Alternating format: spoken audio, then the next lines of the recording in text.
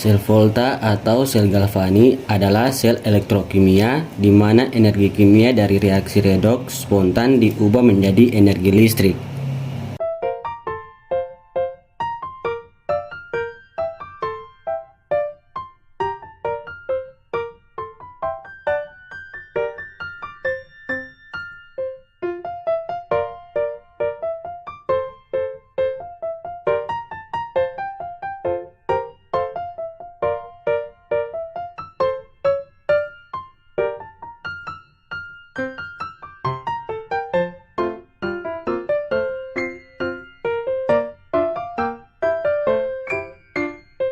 Mengapa hal ini bisa terjadi?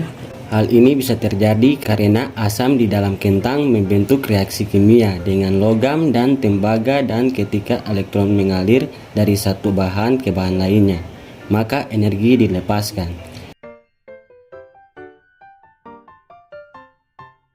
Tujuan dari praktikum kali ini adalah 1. Mengetahui proses elektrolisis pada larutan NaCl dan H2O. 2. Mengetahui zat apakah yang terjadi pada hasil elektrolisis ion. Apakah yang terbentuk pada katoda sebagai hasil elektrolisis. Apakah itu sel elektrolisis? Elektrolisis ini dinyatakan sebagai elektrokimia yang prinsipnya itu kebalikan dari sel volta. Elektrolisis ini mengubah energi listrik menjadi energi kimia. Dalam sel elektrolisis ini terjadi yang namanya reaksi redoks, yang tidak spontan yang terjadi di bagian elektroda, di mana reaksi oksidasi terjadi di anoda sedangkan reaksi reduksinya terjadi di katoda. Dalam sel elektrolisis, katoda ini bertindak sebagai kutub negatif, sedangkan anoda bertindak sebagai kutub positif.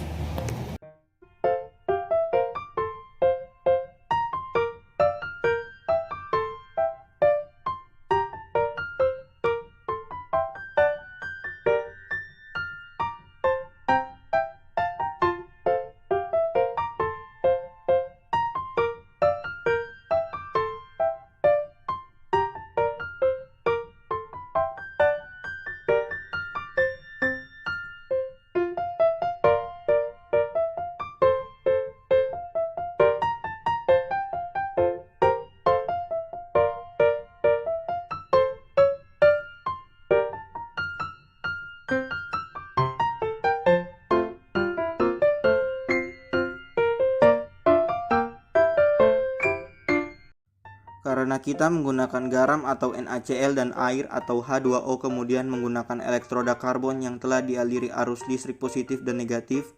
Kemudian di sini ada NaCl yang terdiri dari ion Na+ dan Cl-. Lalu ada air H2O yang terdiri dari ion H+ dan OH-. Pada praktikum kali ini terbentuk gelembung-gelembung gas pada anoda dan katoda. Gelembung-gelembung gas apakah itu? Pada anoda yang bermuatan positif maka akan menarik ion-ion yang bermuatan negatif. Salah satunya adalah ion Cl- yang kemudian akan memberikan elektronnya pada anoda. Disinilah terjadi proses oksidasi. Dengan rumus 2 Cl- menghasilkan Cl2 ditambah 2 elektron sama dengan Cl yang melepaskan elektronnya bergabung menjadi elektron diatomik Cl2 atau yang biasa disebut sebagai gas klorin. Jadi gelembung-gelembung yang terdapat pada anoda adalah gelembung-gelembung gas klorin. Lalu katoda yang bermuatan negatif akan menarik ion-ion yang bermuatan positif untuk berkumpul di sekitarnya. Salah satunya adalah ion H+. Kemudian ion H+ akan menerima elektron dari katoda dan terbentuklah reaksi reduksi dengan persamaan reaksinya 2H+, 2 elektron menghasilkan H+. Ion H+ ini menerima elektron dari katoda, maka akan terbentuk molekul diatomik H2 atau yang biasa disebut gas hidrogen. Jadi, gelembung-gelembung yang terdapat pada katoda adalah gas hidrogen. Sekian praktikum kami, terima kasih.